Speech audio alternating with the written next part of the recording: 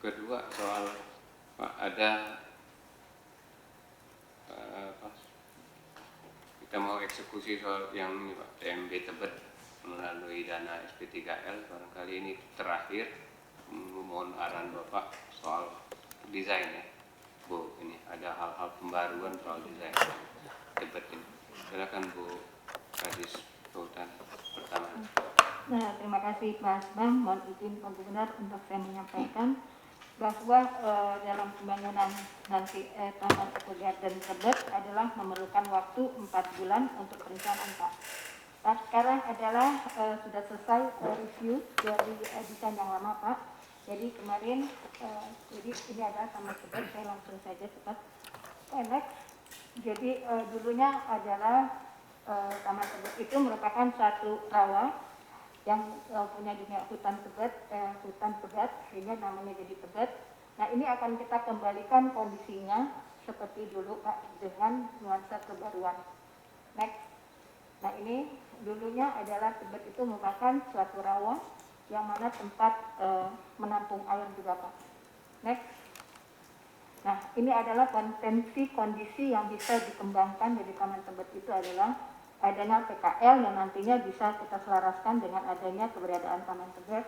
Kemudian Taman Tebet juga merupakan salah satu kunjungan rekreasi bagi warga Tebet khususnya maupun dari warga yang lain Pak. Next. Nah, untuk kedepannya park ini akan kita rubah Pak menjadi berfungsi sebagai ekologi. Jadi dia ada urban wetlandnya, kemudian ada untuk pendidikan edukasi ekologi, kemudian ada naturalisasi drainase, kemudian ada penambahan biodiversitinya, kemudian untuk konservasi pohonnya, kemudian ada tanaman yang harus dipertahankan. Kemudian next.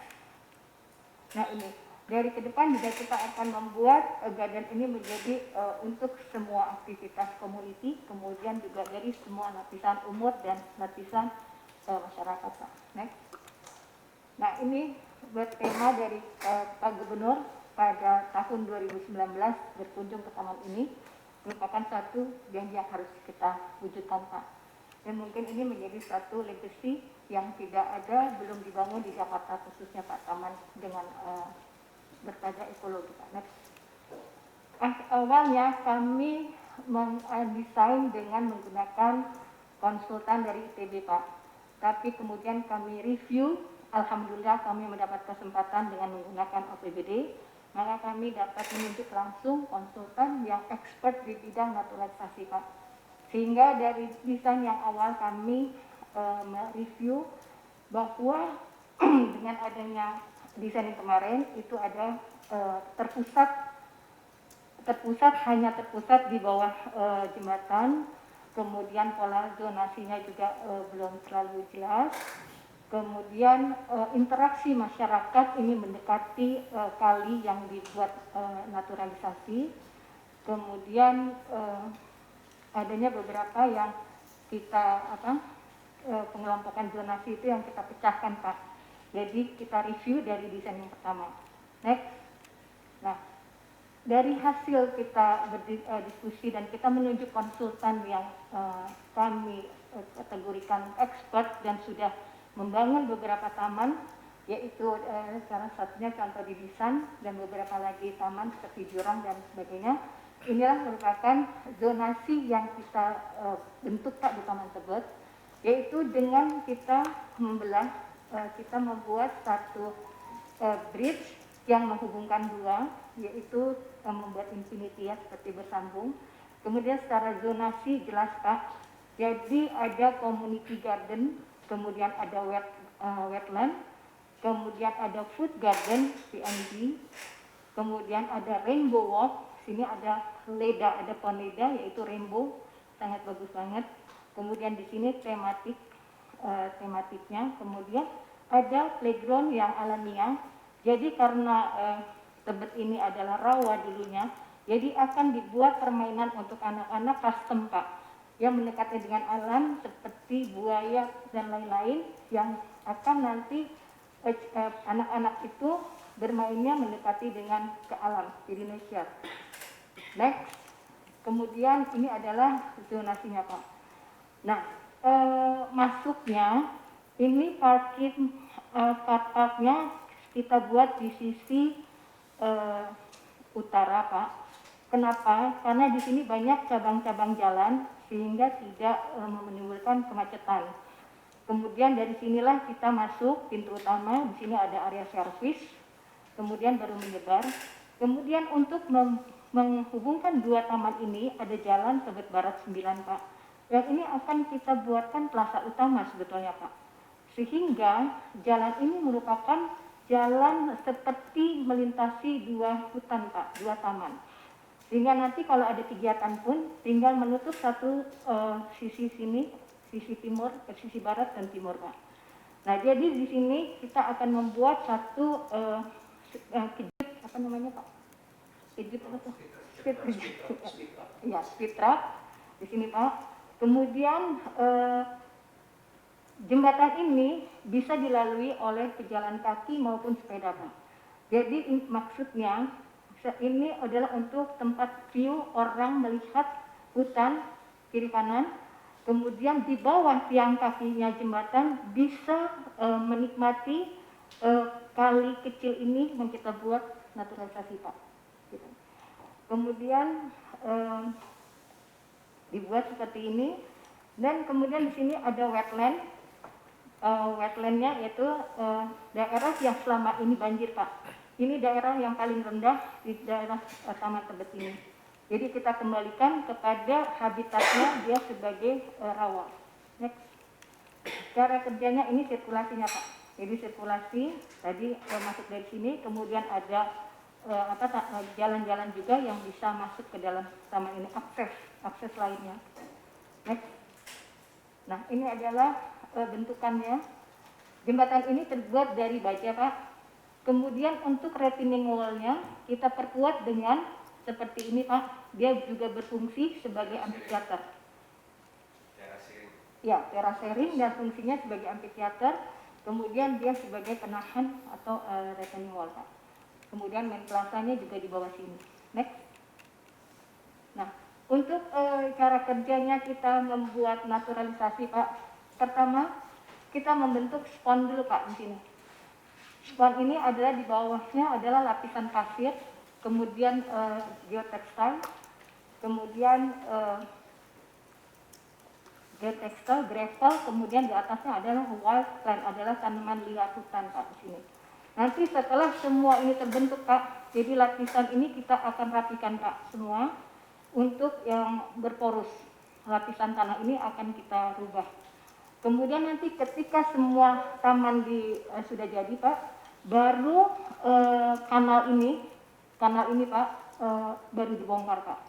Jadi ini pekerjaannya 1 tahun sampai bulan Juni yang akan datang 2021. Sehingga kalau terjadi banjir, batu kali, Pak. Beton batu kali. Nah, jadi kalau ada terjadi banjir di tahun Januari tahun depan, kita masih aman, Pak, karena ini kita belum bongkar. Jadi ketika taman itu nanti keseluruhannya sudah jadi, bahwa terakhir kita bongkar ini, Pak. Kita akan buat ini. Dan secara bedanya dengan desain yang lalu, bahwa di sini adalah yang tidak boleh dimainin airnya, Pak, oleh anak-anak. Kenapa? Karena kita membersihkan air di lokasi ini, tapi di hulunya kan di atas belum, Pak. Gitu. Jadi ini masih kita batasin. Jadi ada kontur yang mana anak-anak hanya bermain di kontur sini dan sini. Nanti kita akan bikin aliran air ini yang di atas, yang wetland, ini bisa dimainkan oleh anak-anak, Pak, menjadi playground mereka. Next. Nah, jadi seperti ini, Pak. Jadi kunci KPI-nya Taman Tebet itu adalah ini, Pak. Ecology Education, Nature Preservation, Community Interaction, Pak. Jadi ini yang akan kita bentuk di Taman Tebet, Pak.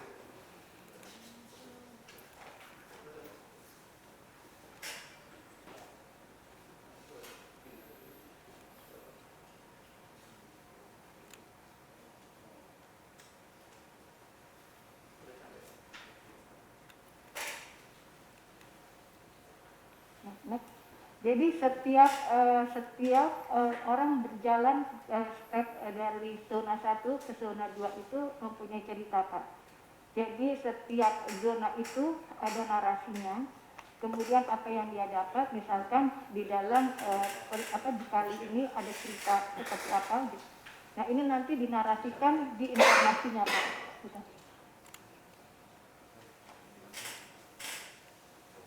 Next. Kemudian jembatan ini Pak akan dibentuk dari baja Pak, dari baja.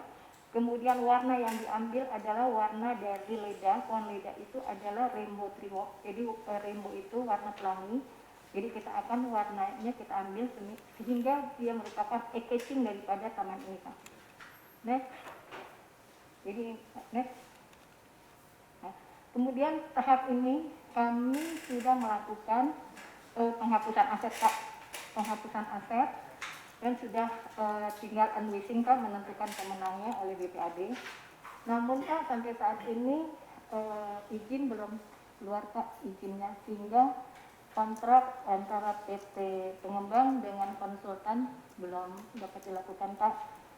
Jadi dan kami juga merencanakan ada groundbreaking Pak pada bulan Oktober Pak. Kenapa pada bulan Oktober? Karena kami melihat bahwa ini ada tepat langkah 3 tahun Bapak dalam kepemimpinan Bapak. Sehingga nanti kami membuat satu ilustrasi dalam satu buku Pak. Dari mulainya konsep ini dibentuk sampai pelaksanaan itu tertuang dalam satu komunikasi Pak. Kami buatkan bukunya. Kemudian nanti ketika Bapak groundbreaking kita sudah membentuk satu plaza Pak. Mundur yang tadi di satu plaza, apakah itu nanti di sisi selatan atau di sisi utara gitu. Jadi kita akan buatkan dulu plazanya. Jadi ada 1,5 bulan waktu untuk kita membuat plaza ini Pak. Jadi nanti rencananya Bapak akan mempresentasikan atau memaparkan secara keseluruhan tentang pembangunan taman ini Pak, jika Bapak berkenan. Next, jadi kami sangat intens Pak untuk mengejar konsultan untuk bisa bekerja tepat waktu Pak. Nah, jadi sekarang tahapnya mengerjakan detail engineering drawing Pak. Setelah konsep zonasi ini disetujui, kita akan melangkah kepada detailnya Pak. Pada detail, kemudian kita akan rencana konstruksi akan selesai itu pada Juni pas ulang tahun Jakarta Pak, Juni 21, kemudian masa pemeliharaannya 1 tahun, kemudian Juni 2022 adalah berita acara kedua Pak. Bedanya apa? Kalau yang serah terima pertama kan belum pemeliharaan Pak, masih fisik selesai, kemudian kita serah terima pertama, kemudian pemeliharaan baru berita kedua. Jadi next. Mungkin ini Pak yang kami perlukan. Jadi kami memerlukan juga rekomtek dari Dinas Perhubungan. Tentunya ada Andalalin, kemudian penghapusan aset juga sekarang sudah berjalan, tinggal kita menentukan pemenang saja Pak, dan sudah dihitung. Kemudian dari BPAD juga menentukan nanti KJPP. Kemudian nanti berita acara serah terima itu di Wali Kota Jakarta Selatan Pak. Jadi mohon Wali Kota Jakarta Selatan kami akan mengikut sertakan dari awal Pak. Gitu. Kemudian untuk SDA Pak, SDA untuk ke depan bagaimana nanti pengelolaan airnya Pak? Apakah masuk di dalam kami atau tetap pengelolaannya itu di pihak SDA? Kemudian untuk Bina Marga Pak, kami akan membuat rencana baru Pak di sirkulasi atau di pedestrian luar. Nah, jadi kami akan membuat pedestrian itu melingkar di luar Pak. Di luar pagar. Di luar pagar. Jadi taman itu tidak berpagar lagi Pak. Jadi kita buka semua pagarnya. Kemudian ada pedestrian itu tidak bentuknya juga melingkar, tapi dia juga akan masuk ke dalam taman Pak. Gitu. Kalau selama ini kenapa selalu pada pakai pagar ya? Karena kan kalau dulu kan konsepnya pengamanan aset Pak. Padahal tidak semua pengamanan aset itu dengan pagar Pak. Gitu. Jadi kita akan membuat kontur-kontur di sini Pak. Jadi Kan kalau nggak pakai kebakar berarti buka 24 jam. ya, dan kita kalau tidak ada bukaan kita akan membuat kontur Pak, monding Apa? monding kontur Pak. Ya, jadi berkontur supaya PKL itu tidak masuk Pak. Nah, di lokasi ini kan kita juga siapkan Pak untuk ada tempat kafe, jadi F&B, jadi orang juga bisa di sini Pak. Kemudian musola, toilet jadi satu terpusat di sini, servis, pusat informasi ada di sini juga, itu ada di sisi utara Pak. Kemudian satu Pak yang saya dapat sarankan Pak, bagaimana dengan pengelolaan sampah Pak? Pengelolaan sampah kami dekatkan, coba deh tadi, balik. Bukan balik. Lagi. Mundur. Nah, ini ada existing TPS Pak. Kemudian kita dekatkan memang TPS ini dengan area parkir Pak. Namun kami punya usulan Pak, di sebelah utara dekat rumah susun kami punya tanah kosong Pak. Apakah ini opsi kedua? Apakah TPU ini bisa pindah ke tanah kami? Jadi seolah-olah kita bertukaran Pak, sehingga kami menggarap ini menjadi satu kesatuan, dan pengelolaan sampah tadi juga pindahnya dengan juga mempunyai sistem Pak. Atau dibuat pengelolaan sampah kalau jika tidak pindah bisa dibuat di underground Pak, di basement, sehingga di atasnya kita bisa gunakan sebagai car park Pak, sebagai tempat parkir. Nah ini mungkin Terus. ya, ini salah satu pemecahan juga karena ketika taman ini sudah jadi Pak, pasti akan menghasilkan sampah juga kan Pak. Jadi bisa langsung dikelola menjadi satu bagian di sini Pak. Baik, mungkin itu yang dapat saya sampaikan Pak, terima kasih. Gini, Pak, langsung Pak ya, sebentar. Ini bagus sekali Bu Susi, perancangannya, konsepnya. Pak Asbang, kita buat satu sesi lagi di lapangan. Lihat di sana, memang lebih baik begini itu fasenya plan, matang baru eksekusi. Jadi jangan sampai sudah di lapangan nanti baru ada modifikasi. Yang kita perlu putuskan di sini soal izin. Mas Bang itu segera dituntaskan. Bu Susi buatkan memo nota dinasnya saya. Perkembangan ini dan kebutuhannya apa. Lalu nanti saya buatkan catatan untuk eksekusi perizinannya. Semua support yang dibutuhkan supaya disiapkan awal. Lalu terkait dengan kondisi di sana, mungkin Pak Wali, Pak Wakil, buatkan informasi mengenai kegiatan kawasan Tebet ini pagi, siang, sore, malam. Bapak berikan update. Kalau pagi bagaimana, kalau siang seperti apa, kalau malam bagaimana. Apa sih kegiatan utama di sekitar sini pagi, siang, sore, malam. Karena taman ini akan menjadi taman 24 jam. Jangan hanya kita lihat di hari-hari tertentu, tapi ini 24 jam. Sama Pak, kalau kita mau cari rumah, cari kos-kosan, jangan lihat pas hari libur Pak. Pas hari libur nyaman, pas kos hari kerja, ternyata susah sekali keluarnya Pak. Jadi kita nanti Bapak carikan laporan di situ. Kemudian carikan informasi tentang masalah kriminalitas yang ada di situ Pak. Cari masalah-masalah sosial yang ada di sekitar sini. Berikan gambaran postur demografis masyarakat yang berada di sekitar sini. Berapa yang lansia, berapa yang anak-anak, berapa yang tua di sekitar sini. Jadi kita ini bicara tentang sebuah taman yang nanti akan melayani warga di sekitar sana yang sesuai Pak. Itu data-data itu semua harus ada di sini sehingga nanti Bu Susi kan sudah menyiapkan untuk seluruh kelompok nih bisa semua. Kita ketika di sana lihat banyak orang tua Bu ya, lansia yang jalan, kemudian anak-anak yang bermain di waktu kapan. Jadi desain ini betul-betul bisa memfasilitasi semuanya. kalau tidak salah di samping situ ada tempat pengolahan sampah ya. Itu dikemanakan nanti? Jadi kami Pak ada opsi Pak, ada dua opsi. Yang satu kalau misalkan harus dikelola, bisa dia di basement Pak, atau pindah Pak. Kami punya lahan, Dinas Taman punya lahan di dekat rumah susun Pak, masih kosong. Apakah bisa pindah ke situ sehingga taman tadi bisa menjadi satu kesatuan di daratnya gitu Pak? Oke, coba nanti kita lihat. Ya Pak. Lihat ini. Karena ini bisa kita manfaatkan kalau memang ada di situ pengolahan sampah yang tidak seperti kemarin. Pengolahan sampah yang ramah lingkungan. Keluhannya warga di situ kan kalau dekat situ aromanya kuat sekali. Oke. Ini ikutnya selatan ya, bukan timur ya, selatan tempat.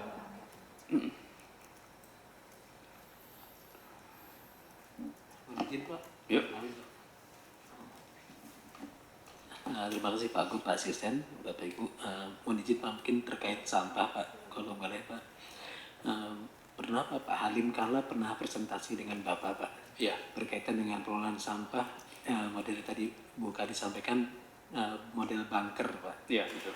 Saya pernah nanti Pak menyampaikan ke Pak Andono dan Pak Wakadis Pak, karena Pak Halim Kala pernah juga teleponan dengan saya belum lama Pak. Saya menawarkan Pak Halim Kala, coba deh konsep yang di tempat ini coba ditawarkan di sini Pak, izin. Ini dah, ya betul, betul. Kita atur waktu Sabtu atau Minggu kita lihat di sini, ya. Ibu siapin itunya, kemudian Bapak bawa presentasi yang dulu, ajak juga Pak Kadis LH, terus kita sama-sama lihat di sini, ya. Oke. Bu, ini silakan Pak Kadis. Izin Pak Gub, tadi saya lihat ada dua yang belum disentuh, kaitan dengan pedestrian, kaitan dengan utilitas. Yang kedua kaitannya dengan sistem lighting, karena nanti kita akan melihat panel VGU-nya arahnya kemana nanti di butuh ini kan, karena kan kalau lihat-lihat kan kawasan ini kan gede, berarti kan butuh penerangan. Nah, ini mungkin yang belum disentuh di situ. Ya. Terima kasih. Boleh. Ini banyak hal yang saya rasa materinya dibacain semua. Kemudian pas lagi kita ketemu kita diskusikan supaya semua komponen bisa masuk di sini. Termasuk menyiapkan untuk digital akses. Ini kita bisa ajak Kominfo untuk sekalian nyiapin fasilitas digitalnya situ.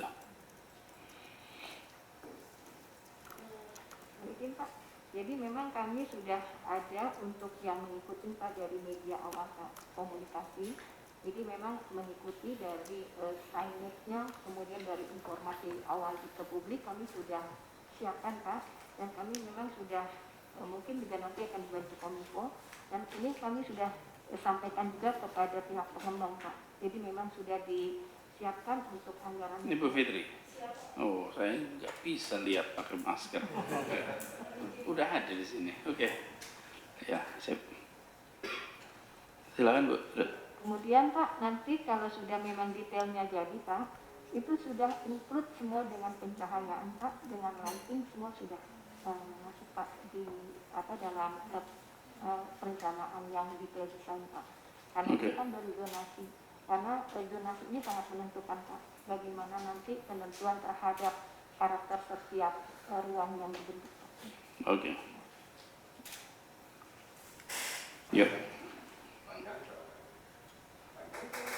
Hektar Pak, 7 hektar. Enggak, panjang, meter. Meter Pak. 800, oke. Jadi semua kita sinergikan Pak, taman lalu lintas, kemudian RPTRA kita jadikan satu Pak. Sehingga tidak ada lagi nanti bentukan yang agak nyeleneh gitu Pak. Jadi mungkin RPTRA juga kita badannya kita bongkar, taman lalu lintas juga kita jadikan satu Pak. Jadi nanti ruang-ruang itu justru bisa lebih terlihat Pak. Dan kami juga sudah sebetulnya Pak mensurvei Pak taman di sana Pak. Jadi sebetulnya Taman Tebet itu penggunanya bukan hanya dari warga Tebet Pak, tapi di luar dari Kecamatan Tebet yang datang ke sana Pak.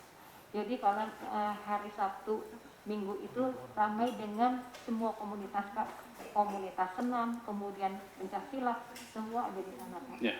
Kemudian kalau hari hari-hari biasa Pak, memang rutin itu menjadi tempat joggingnya warga Pak. Gitu. Tempat jogging itu selalu. Dan makanya jogging Pak, jogging bagi warga.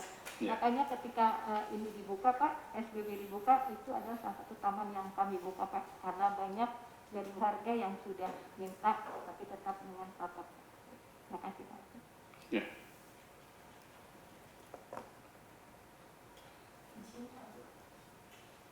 Silakan.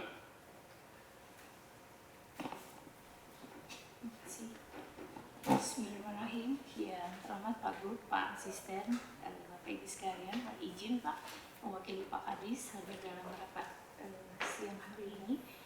Jadi terkait dengan TPS existing Bu Kadis PHK, jadi memang ada di situ sekitar 1.600 meter persegi. Dan existing di situ sudah ada bangunan yang saat ini digunakan untuk bank sampah. Jadi kalau misalnya memang ada opsi untuk dipindahkan ke daerah, ke tempat rusun Bu Kadis, barangkali ini juga perlu dipertimbangkan untuk penghapusan aset bangunan yang sekarang digunakan sebagai bank sampah. Nah, sementara mohon izin Pak Gub, kami sudah mencoba untuk mendesain secara mandiri. Di sini kita sudah coba membuat desain TPS 3R di kawasan existing itu. Jadi ada beberapa kebutuhan fasilitas untuk pengelolaan sampah TPS 3R di sana. Nah, tapi jika memang tadi masukan dari Pak Wakil Wali Kota dan termasuk juga Bu Kadis PHK akan dibuat bunker pengolahan sampah di bawah tanah, itu dulu sejarahnya juga sebenarnya sudah ada pengolahan sampah bunker Pak Wakil, informasi dari teman-teman Sudin LH Jakarta Selatan, namun saat ini belum secara optimal atau bahkan sudah tidak beroperasi seperti itu. Jadi ini kami sudah coba memplotting fasilitas-fasilitas yang dibutuhkan untuk pembangunan TPS 3. Demikian Pak Bu, informasi. Terima kasih. Ya, ini kita pernah lihat di lapangan waktu itu. Iya. Sama-sama. Nanti kita lihat aja dah sama-sama di lapangannya seperti apa. Dan sebaiknya mencerminkan kebutuhan di tempat itu. Jadi dicek nanti LH, volumenya seberapa banyak, jenisnya seperti apa. Kemudian kalau mau jadi percontohan, ya sekaligus saja di tempat ini jadi pengelolaan sampah yang baik. Oke. Mas Bang, ada catatan lagi Bang? Ya, iya Pak. Yang jelas ini udah konsepnya nih Bang. Yang hal-hal yang tadi nanti Pak Gub, yang soal koordinasi nanti kita udah siapkan ininya, monitoringnya nanti. Teman-teman kita lihat aja dari soal kali, ya kali itu bukan istilah penghapusan aset. Batu kali itu dibongkar, diganti, ditingkatkan dengan konstruksi yang lain, sama saja. Jadi bukan ada istilah jadi kali itu hilang, jangan seperti itu. Ya, hal-hal yang lain, Pak Gub, tadi konsepnya perencanaan ini dari pagar ke pagar. Jadi kalau trotoar itu tadi itu pembaharuan saja Pak ini. Ya, istilah bukan penghilangan asetnya berubah saja. Seperti itu. Nah, yang paling penting tadi soal sampah Pak, memang Pak Bu Fitri disampaikan saja, ya, karena sekalian, prinsipnya sekalian pembenahan ini. Tapi kan kita kan ini kan udah mau jalan, jadi Pak Van nanti tolong diinin lagi soal pembiayaannya. Tapi itu konsepnya nanti kita matangkan setelah kita dari lapangan nanti. Tapi paling tidak konsep pembaruan sampahnya sudah ada, ya. Apakah cukup satu terpusat di sana? Ini 800 meter Bu, ya. Atau ada tempat-tempat yang pengolahan organik, sampah organik seperti apa? Ya. Itu Pak Bu. Okay. Yang penting lagi yang ini Pak, ini kan argonya jalan ketika persetujuan prinsipnya sudah jalan, supaya ini kaitannya dengan konsultan bekerja. Itu sampai di mana verbalnya itu? Verbal ini Sudah. Kemarin sore sudah ke Gimana? kemarin sore sudah jalan ke sekretaris. Kapan? Kemarin sore. Sore. Ya. Oke, nah gitu tagih hari ini ya. Ya. Jadi kemarin sore masuknya. Oke, mungkin sore ini sampai ke saya gitu ya. Oke. Begitu itu tanda tangan, izin prinsip keluar gitu ya. Ya, siap. Ditagih-tagih ujungnya ke sini juga gitu ya. Untung baru kemarin sore gitu. Jadi yang menjadi permasalahan itu relokasi TPS atau dibuatkan di situ dengan konsep. Jadi gini Pak, ada yang kalau memang lokasinya masih sama Pak, harus bisa dibuat misalkan basement Pak. Jadi kita atasnya kita bisa buat parkir Pak. Ya. Karena ini kan lokasinya Ideal sih itu kalau bisa dilakukan. atau pindah Pak, ada lokasi taman yang bisa dipindah. Tempat utara ini ya. Iya, agak ke utara. Ada kita ada siap. Nah, itu. Oke. Gini dah, kita lihat besok tuh. Iya Pak. Besok atau lusa salah satu. Ya. Kita lihatin sama-sama. Oke, Bapak Ibu sekalian, ini konsepnya bagus, menarik.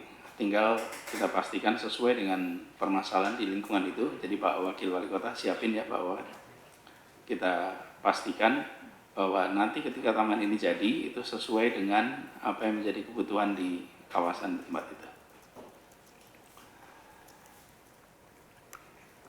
Waktunya nanti kita atur lagi. Cuman nggak harus semuanya. Ini wali kota yang tidak terkait nggak perlu hadir. Kita nanti Pak Asbang ya milihin. Saya rasa cukup. Ada satu usulan nih Pak Kadis Bina Marga terkait dengan tapal kuda tadi Pak. Ini ada usulan yang masuk ke saya. Bagaimana jika komponen yang ada di tempat itu semuanya bernuansa ramah lingkungan? Kalau beton kelihatannya belum ada yang ramah lingkungan Pak. Betul kan? Kalau aspal sudah ada belum?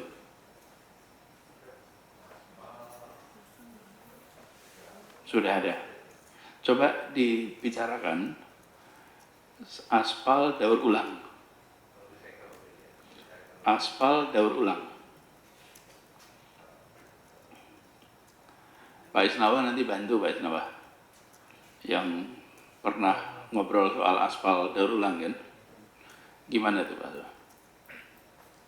Mohon izin Pak Asisten, saya kenal dengan Pak Edi Rifai Pak, dia Chandra Asri Pak. Dulu pernah kami undang di Wali Kota Jakarta Selatan dan memang dengan Pak Wali kami berbicara ingin mencoba percontohan aspal limbah plastik ini Pak. Karena mereka Aspalnya dari limbah plastik. limbah plastik Pak, terutama plastik kresek gitu Pak. Dan ini sudah dicoba di halaman kantor Wali Kota Semarang, Cirebon dan lain-lain. Cuma memang space-nya kecil Pak.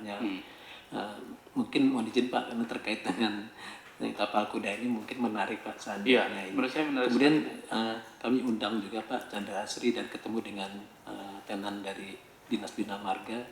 Memang salah satu kendalanya untuk masuk di e-katalog Pak, tapi sepertinya asosiasi dari ini bisa untuk mengadopsi aspal berbahan ini. Kalau enggak mereka suruh jadikan ini proyek percontohan aja Pak.